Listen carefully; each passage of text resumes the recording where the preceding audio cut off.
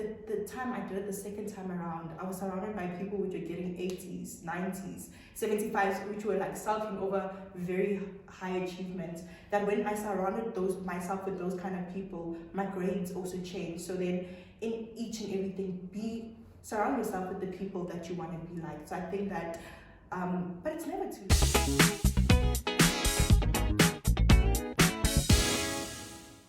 Hey beautiful people, welcome to my YouTube channel. My name is Pennelope and welcome back. If you're new here, welcome. I hope you like this video. I hope you share it with your friends, and I hope you subscribe to my channel. And if you're a returning subscriber, welcome back bestie. I really appreciate it, and I hope you really enjoyed this video. So today with me, I have this beautiful lady, Prosperity Hadebe. And as I said before, I don't just invite anyone on my channel. So if I have a guest here, it means that person has a very valuable message to share. Hence, I have Prosperity with me. And as I said before, I don't like introducing my guests. So I'm just gonna give Prosperity an opportunity to introduce herself, tell us what she's famous for, and yeah, Prosperity, over to you, my dear.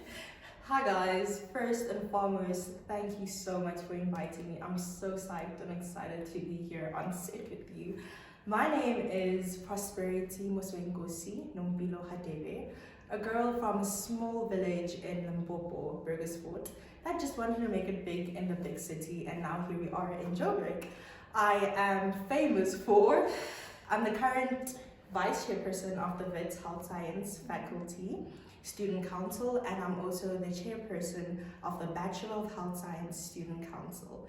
I am currently in my final year of Bachelor of Health Science with the major of Public Health. So without wasting any time, let's get to the discussion, Prosperity. Let's go. I'm very ready. Okay.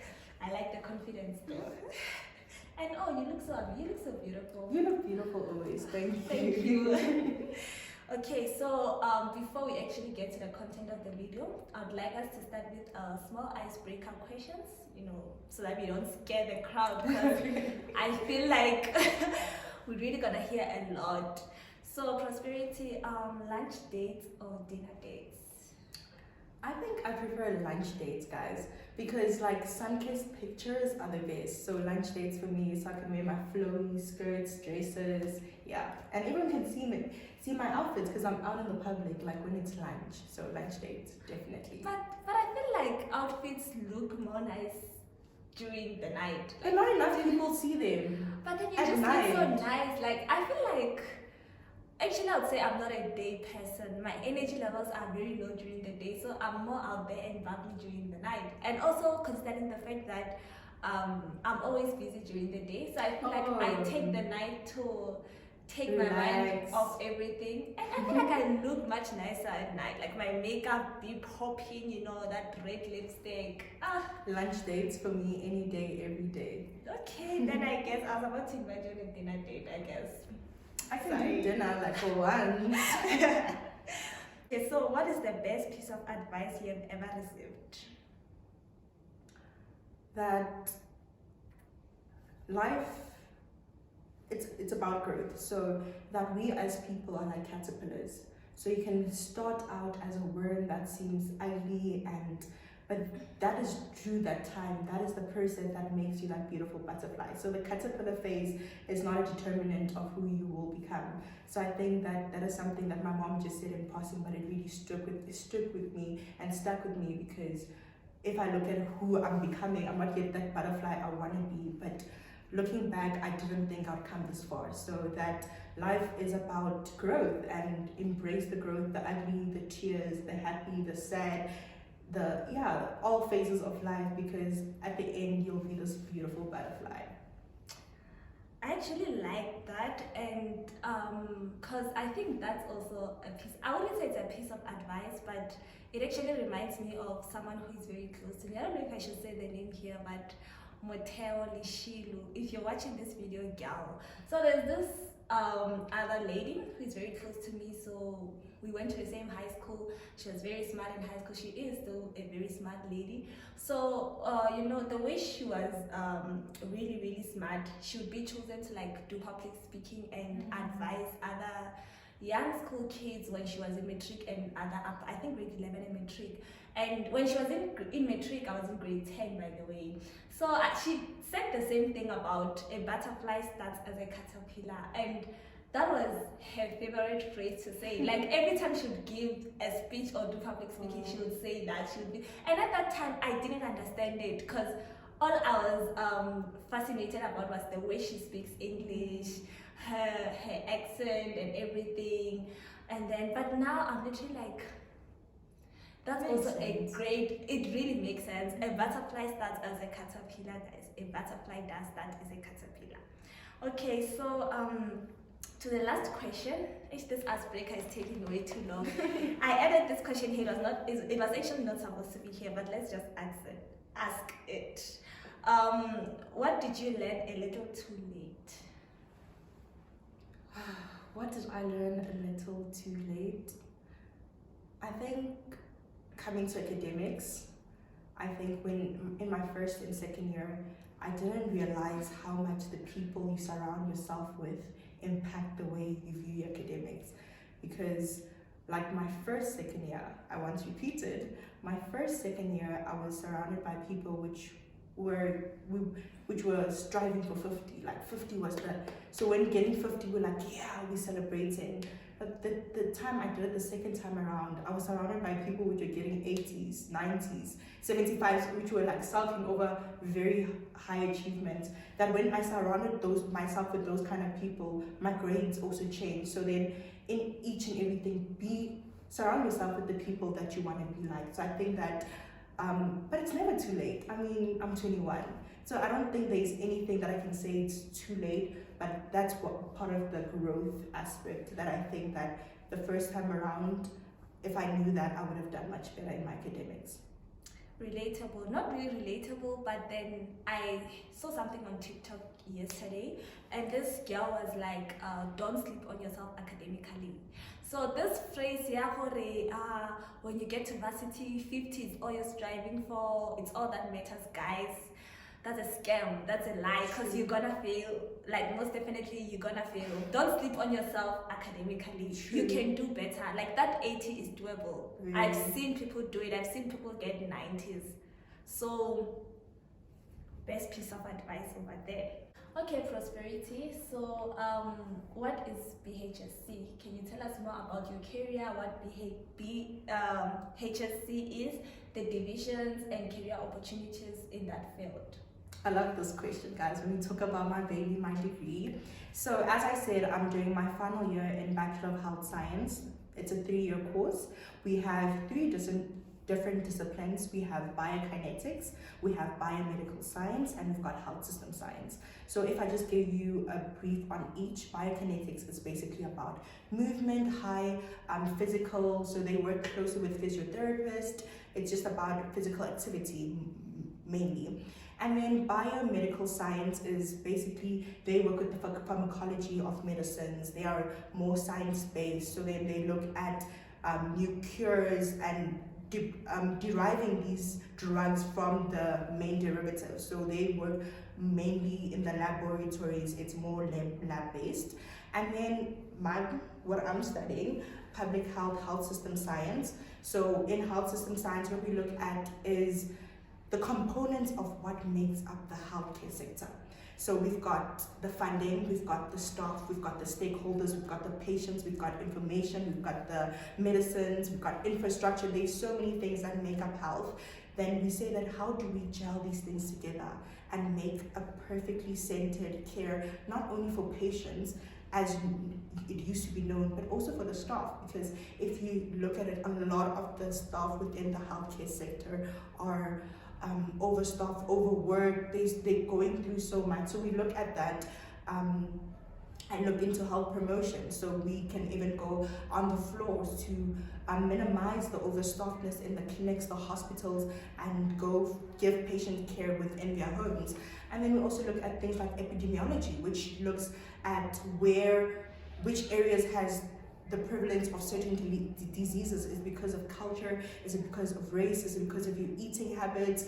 And then we've got biostatistician within that. So it's basically being a statistician of health. So we'll take the prevalence of the area and see remotely where do we need more healthcare workers on chickenpox, on monkeypox, on COVID-19. So this is a very up and coming degree that has a lot of opportunities. But as of any other degree, which is not mainly like medicine, engineering, you need to pave your way and find what you want to do with your degree. There is no degree that is not important, but if you don't know the opportunities within it, you can't study it and you'll just be like, what am I studying? So there's so many possibilities within these various disciplines, and doing your honors, there's a lot of opportunities, but you need to be inquisitive, you need to ask questions, you need to be passionate. Because it's 2024. Not everyone is going to be a doctor, and not everybody should be a doctor. There's so many other opportunities within healthcare. Primarily, if you care about helping people, you can help them in a majority, like in big sectors. So in epidemiology, we look at spaces, areas, provinces. So yeah, that's basically what my degree is about. Wow. So you mentioned the divisions that are in the degree, that you can go into epidemiology, you can do this. When do you get to choose that? So basically in the 3 years, it's just straightforward. They just give you the basics, and then going into honors, that's where you start choosing. Do you want to do an honors in epidemiology and biostatistician? They put it together, health promotion. But at master's level, should you get to master's level, you get specific just epidemiology or biostats or health promotion. But from after honors level, you are very qualified to go into the field and get field work or get groundwork, whatever area you want to get into that discipline, so that you're equipped for your master's should you decide to do your master's. But an honors level is very sufficient, and even a degree level, we've seen a lot of people within our schools getting jobs at just a degree level. Wonderful, because I feel like we don't know much about BHSc, because honestly speaking, I thought BHSc was biomed only. I didn't know there was biokinetics component of it or health system sciences component of it until a friend told me that someone is studying BHSc and that person is doing biokinetics, and I'm like, what do you mean? And that's when I actually wanted to find out what you're actually doing, because I thought you're just doing a BHSc. So that was very informative. But to get more information, I would like to know what requirements are needed to actually study a BHSc degree. So the requirements for BHSc from matric level, but these requirements are the basic ones, but we know competition. So if you get a level 5 in life sciences, maths and physics, you'll be okay. But a lot of people within these disciplines got close to level 6. Even if it's a low level 6, just push for level 6 at WITS. But anywhere else like UKZN, you can get in with a level 5. Should be sufficient. Okay, so you need maths, physics, and life sciences. But should you not have some of these main components, you can liaise, you can send emails questioning, because they can do a special thing to help you. Because even right now in health, people which did math lit are still able to get in. So just get more information about your discipline. Don't be limited by the fact that I did math lit or I didn't get that level 5. There's a lot of other requirements that you can do to get to that level. So it's not a full stop, but by level 5, level 6 is a definite. Level 5, there's opportunities. If it's lower than that, just do more queries. Okay, so you sound very passionate, I don't know, about your degree. You sound very informed. You sound like you really know what you want, and you sound like you have a vision. You know, when you have a vision for your future, that you know what, I'm doing this. So I don't know, can I please ask what your vision is in the career field? As you said, there are a lot of divisions. I heard you mentioned a lot of them, but what is your vision? Where do you see yourself in this career field? So I see myself doing a master's in public health in the discipline of being a biostatistician, mainly because I'm so interested in maths, and I get to balance my love for helping people and the body to my love for stats. And getting in first year level, I didn't even know about this. And there's so few people, black people in this discipline, because especially South African, native people in this space, yet alone women. So I want to be an advocate that it's more than possible. Coming from the small village of Limpopo that I mentioned, that I can go out there and maybe someone sitting home that wants to get into these spaces and think it's not possible. That's why I do everything I do and get into these spaces, that the young girl at home, which was me, didn't see these spaces in the spaces that I want to get into. So I want to be that for someone else. Sure. Okay, that's very, very, very motivating. I want your motivation. I really need your motivation. Okay, prosperity. So thank you so much for sharing that, and I hope someone out there is watching this video and has a clear vision of what BHSc is and what health system sciences is. And if you have any more questions about this, you can put them in the chat below. Is it below or above? But you can put it in the chat, and then I'll forward them to Prosperity and she'll answer them for you guys. So Prosperity, moving on to I don't know, but actually this is my favorite part of this discussion. So I see, I want to ask about achieving a holistic lifestyle, because I see you're very much passionate about your career, but at the same time you have like a really, really good social life. Like I see you go out a lot, you have a lot of friends, and you're just out there, you know, and then also juggling leadership to Vice President of the Health Science Students Council. That's a lot of work to do, and also president of the BHSc Students Council. That's a lot to do. So I want to ask, how do you do it? So basically, knowing that it's possible, it's attainable.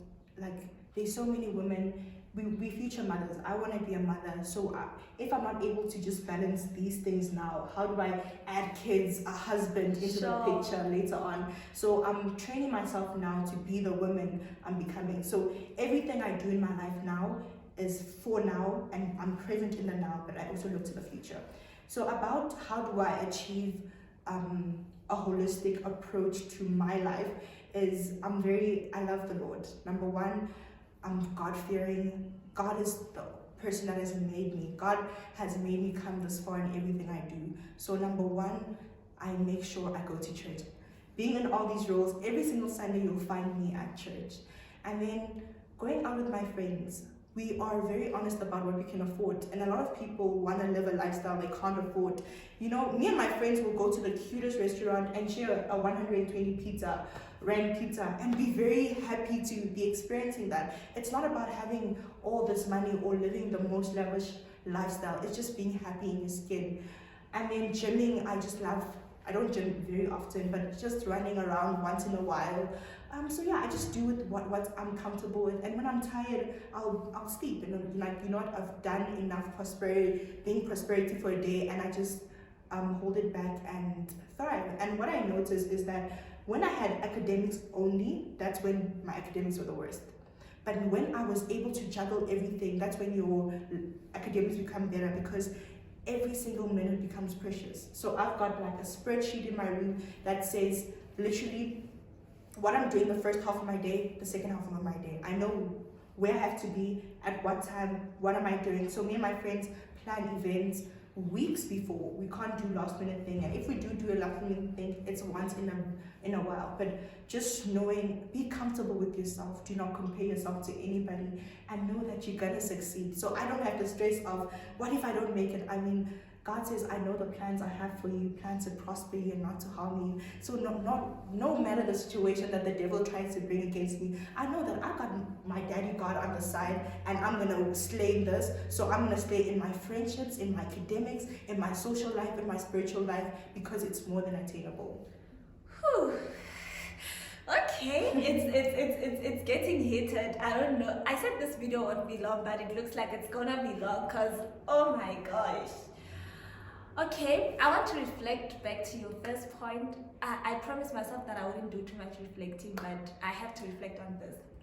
Where you mentioned that you're juggling because you have sorry, that you're juggling because you have a vision that in the future you're gonna have a family, you're gonna have children, so you have to like be able to like do everything, leadership whatsoever, at least have a life, you know, because that's something that I've been thinking for myself. As much as yes, I do have a life, but firstly I stay at a catered rest. I've been here for like 4 years of my life, so actually I would say all I do is school. Yes, I do have like friends and you know I do leadership stuff, but I feel like I need to be more responsible. I'm not saying I'm irresponsible, but I feel like there's no growth here. It's something that I've been thinking that as much as yes, I'm gonna be a doctor, I'm gonna work long hours, at the same time I want to have a family and I want to be able to cook for my husband, you know, I want to be able to be there for my kids. So I need to get out of this place. Like I told myself that next year I'm going to a catered rest because I need to learn how to juggle school and me, myself, responsibilities, you know, meal prepping and everything, getting to buy groceries, because I realize how reckless and irresponsible I am with my money. Like, I can't do it because I don't really buy that much groceries because I eat at the dining hall. So the only things I have in my fridge is like ice cream, cake. And then I loved the point about God. Guys, when you know that you have God, you know that you got this. True. Trust me. Because I feel like also my faith has been a little bit weak, but these days getting to get closer to God, going to church every Sunday and actually realizing that God has great plans for me, like believing that actually changed. Thank you. It changed my whole perspective about everything, you know, like I'm able to like believe that everything is possible. I can do this. Every time I'm doing this, I'm like, God, you placed me here, so I'm doing it. Amen. You know.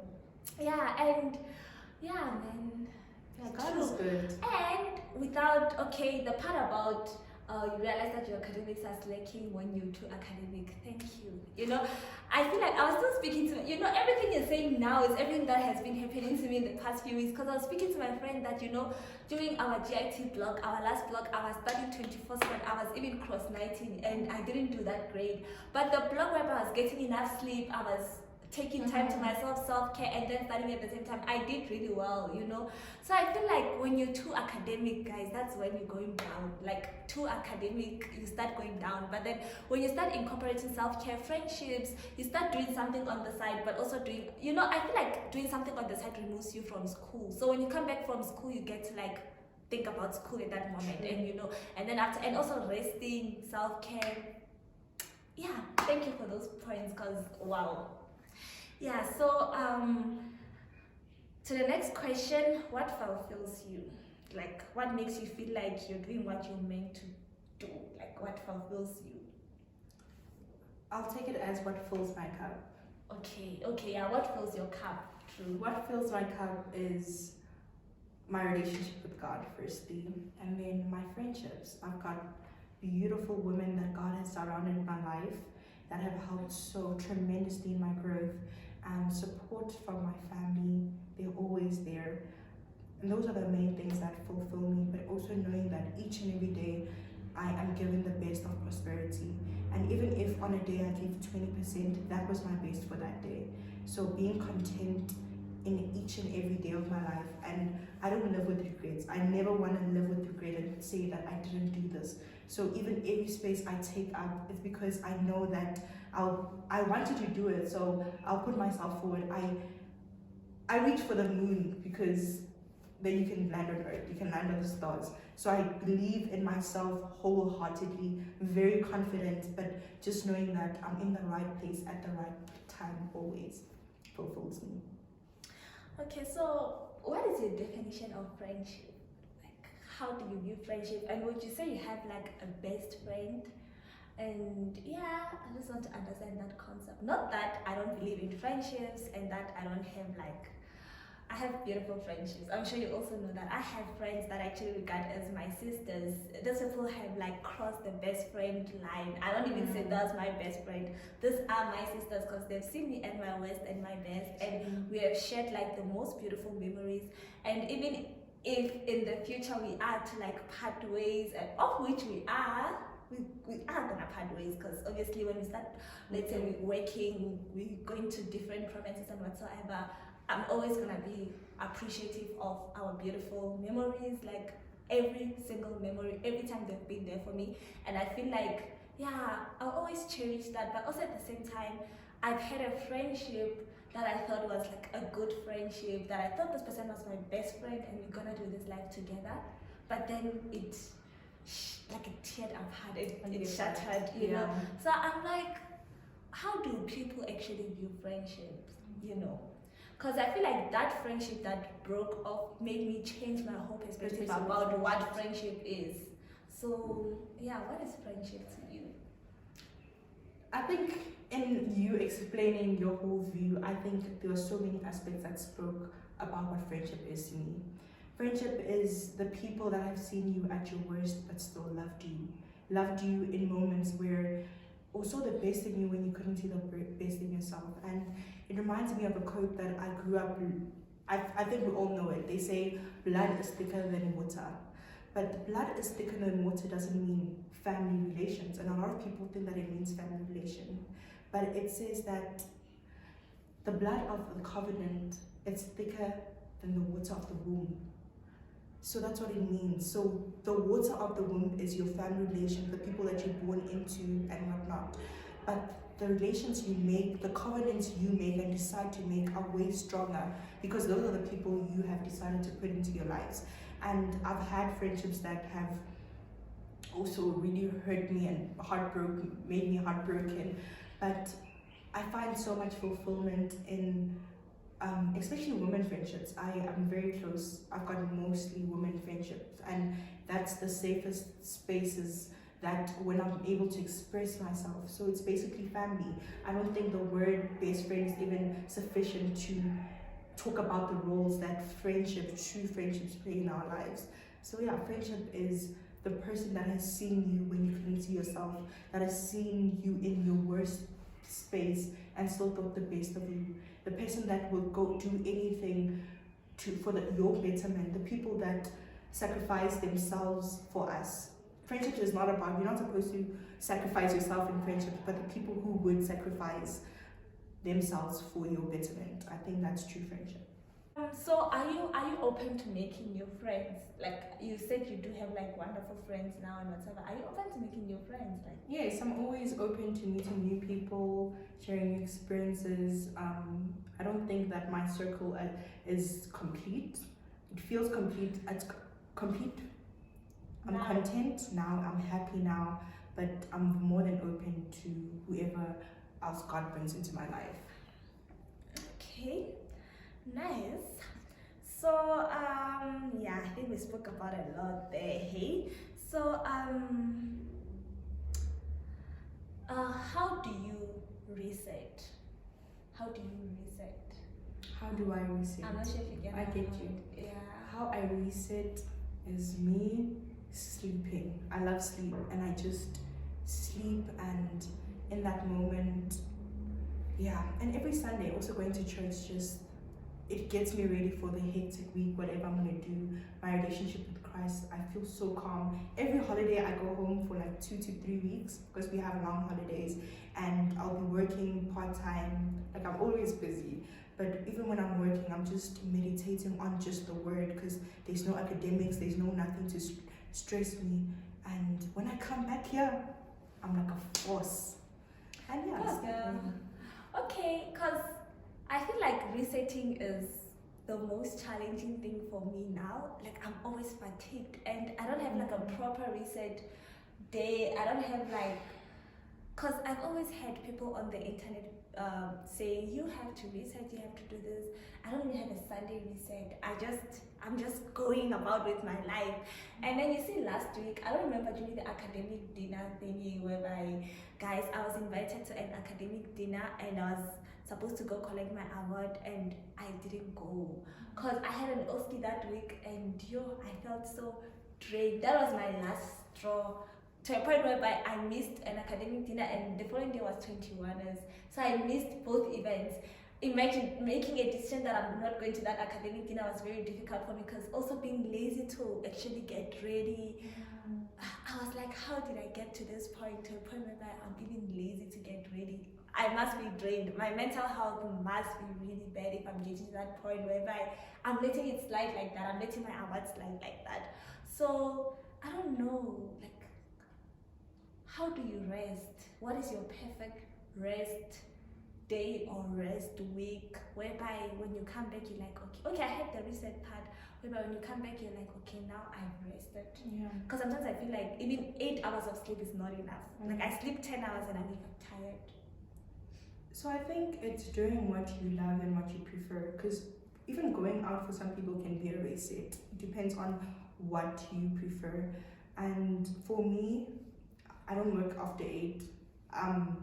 Council, all these leadership positions I'm in after 8, except if it's like critical and like if no one's dying, I'm not gonna work. I'm switching off my phone. I even go council off. If it's holidays, I don't respond to emails. I'll be like, I'm away. So I think guarding your peace. What is that? Do you prefer sitting in bed with a coffee, even for 2 hours if you can afford 2 hours, 5 hours, whatever you can afford? But if you say sticking to a routine, that is going to be your research draw, whatever. So because if you study and you're like, I'm studying for 8 hours, and you're not going to play about your study time, so at the same time, don't play about your rest. Don't now, but then you're thinking about all of these other things. For me, I just worship music. I'm in my bed, I'm sleeping, even if it's scrolling through TikTok, but I know no matter the alert, I'll look at it the next morning or the next day. But being as strict as I am about my reset, as I am about the other areas of my life, because it is very important to live a high functioning life. Whew. Okay, so can I ask this question? What is mental health to you? What's your definition of mental health? When someone says, yo, my mental health is so bad, what are you thinking about? What is mental health? I think mental health for me means the composition of self spiritually. So there's physical health, so then your composition mentally. So you can have a good mental health or bad mental health. There's a lot of various factors that affect people's mental health, but I think it's the state of your mind spiritually. So your mind, the setting of how your mind is as compared to physically. That's my definition of what mental health is. Okay, so how would you advise someone to actually take care of their mental health?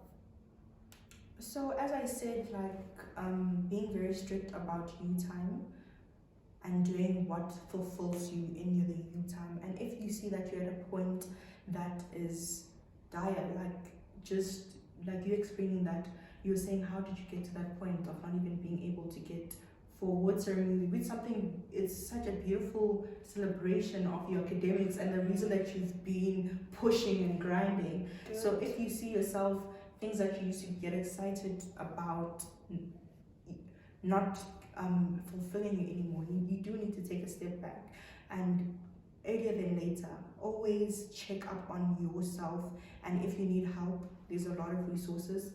I'm not just going to speak about WITS, but these families that care about you, love you.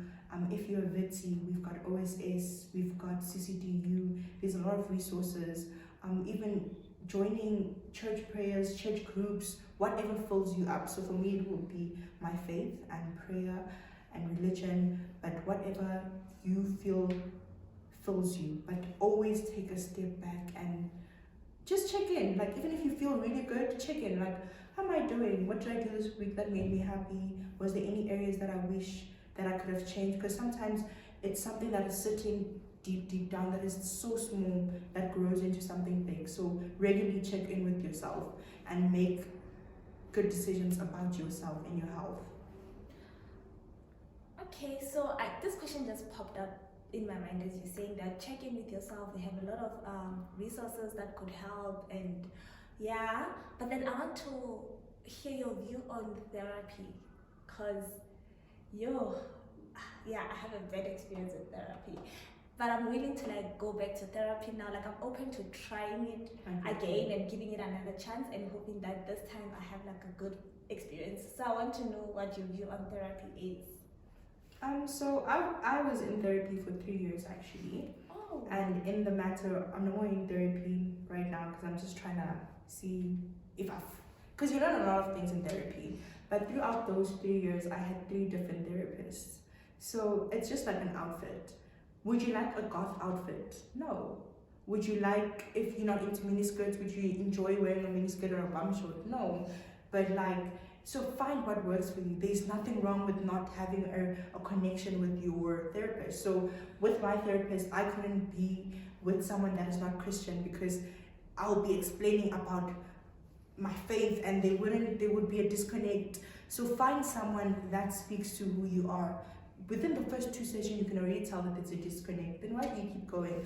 And you can always request for another therapist. There's nothing wrong with this one. There's just a disconnect. You give you a reason, you get another one. So I will advocate for therapy. My first therapist was horrible. It was 45 minutes each session and she'd be like 15 minutes left. She'd be pacing me and I'd feel that, nah, this is not for me. And I went back and I was not in therapy for a while and then I was like, but I want to try this resource and see if it actually works. And then I got my second therapist, which was better, but was not like the 2 sessions later. I was like, you know what? Nah, this is the goth outfit. It's not for me. And then the last therapist, I fell in love with her. Like she was amazing. We had the professional relationship. Yes, and I advocate for therapy and finding techniques that work for you and being someone that I fill into people's cups a lot. Sometimes it gets difficult to say, hey, I'm going through this and this. And God can even put you in therapy because sometimes Christians say that, why would you be talking to people about what you're going through? The same way God places friends, He can place a therapist and place so many other things. So I advocate for therapy, and if you haven't had a good experience, it doesn't mean that therapy is not working. It just means that you didn't have a connection with your therapist. But also be open to therapy. So don't get there and now don't want to share about yourself and be closed down. But allow yourself to feel, express what you're feeling. So I'm an advocate. I love therapy. Okay, this is the last topic we're going to talk about. We're going to talk about growth, of which we've touched growth a little bit because we spoke about caterpillars turning into a butterfly and all that. So I want to ask this question. Do you think you have grown since first year? Because I met you in first year. Do you think you have grown since first year? And which aspects of your life have really changed drastically? You mentioning that you met me in first year reminds me of how Penelope has this video of how to get distinctions, 7 distinctions, and I sent it to my little sister when I was in first year. Guys, my little sister got 6 distinctions and an almost 7th distinction, and I was like, oh, let's watch that video. So these videos help. So watch this video, guys. Watch these videos. Okay, thank you, girl. Don't make me feel so special. So, it's been a journey of growth. And sometimes when you think of growing, you think that it's gonna be beautiful, it's gonna be glamorous, just a little pain. But nah, my journey was a lot. And even as I mentioned, having failed, first year we came to WITS, it was COVID. Grades were still good, when with Jojo, you think you're ready for second year, you go there, there's more men. More med, guys. Were you still like, guys? It was a lot, and you see in the beginning that it's going down, and also now surrounding myself with friends which are getting 50s, and I'm just like, okay, we're fighting a bit. And then second year I'm repeating, and I always wanted to be student leadership, but my results, my marks are not allowing me to get into those spaces. So I'm just like, I know I get more fulfillment with student leadership, but like, what can I do now? And I repeat, and I surround myself with the right people, and my grades get good. I'm able to qualify to be in student leadership, and now I'm so happy. I'm so happy, I'm so content, God is good. There's so much growth from that goal. I've always been vision focused, so when you ask me in grade 12, I'll tell you that I'm gonna do biomedicine, I'm gonna do GIMP, I'm gonna be a doctor. I was so confident about that, but looking back now, things have changed so much, but just for the better, and just for, it's my picture is just becoming prettier. There's just so much more colors. So there's so much growth in terms of how I view relationships, friendships, my spiritual life, leadership. I've grown so much, and I'm so proud of the woman I'm becoming. I'm so proud of the woman that I currently am. I don't know if you can grow and not realize it, because on my side, I feel like I grew a lot, but I only got to realize it last year, end of year. When I'm looking back and I'm like, girl, you used to do that? You used to think like that? Like, and also I feel like growth sometimes comes with experiences. As you say, that's so true. For example, I feel like I've grown a lot after losing a parent. I feel like a lot has changed in my life. I've grown a lot. I've become a little bit more responsible. I feel like I was the most irresponsible person, and I couldn't even make my own decisions. But ever since my mom passed away, I stood up. Like, I'm such an independent, hardworking woman. Literally, things have changed, and that actually brought me closer to God, because I would say I wasn't that close to God. I thought life was easy actually when my mom was alive. Ugh, I don't know. When I look back, I'm like, so you used to think like that? Really? You used to think like that? But then also, as much as I'm grieving her and I'm going through all these mixed emotions, I'm actually so grateful for the character development that has happened and for the growth that has happened, because yeah, man, like I just love who I am now. So sometimes growth happens and you don't really realize it. That's so true. Secondly, growth happens after you've went through something. For example, failure maybe. And then you start to realize that actually no, things are actually this way. So guys, growth is beautiful but yet painful. And no matter what you're going through, you can come out of it. Sometimes you deep in and you feel like, oh, this is the worst, how will I ever? You're gonna get out of it. You're gonna, it and won't you last look back forever. and you'll laugh. True. You look back and you'll realize that actually that was for the good. I had to go through that. If I didn't go through that, I wouldn't be who I am now, literally. And also I had something that endure the rain, but also what did that quote say? Like I forgot, but it has something to do with like endure the rain, but also make sure that you grow from it. You see how like a flower, like a plant. Enjoy the rain, but enjoy the sun. So after the rain comes the sun, and that sun brings spring, brings so many blossoms in your life. There's so much beauty. There's night, but day will come. So every situation is not the end. And also during the rain or whatsoever storm, I don't look at the bright side of things. You know, sometimes looking at positive things actually help, you know, like look at the positive instead of the negative. Can plants grow without water? True. Hence you have to enjoy the rain, but make sure you grow. Don't let that stop. Don't be stagnant. Don't be stagnant. True. This was that's like, and also looking at who you were in first year, I see like now this amazing. Been a yapa, still a yapa, always been one. But you've grown so much, and it's so beautiful to see us become these young women that we are growing into. You know. Thank you so much for inviting me. I learned so much from this session, and I'm so proud of you. Thank you. Okay, beautiful people. Thank you for watching this video. I hope you enjoyed it. It was just like a little bit of us, just life, and yeah, if you have any questions, you can put them in the chat and I'll respond to them. Thank you. I hope you enjoyed, and I hope you come back for yet another video. Thank you. Bye guys. Bye.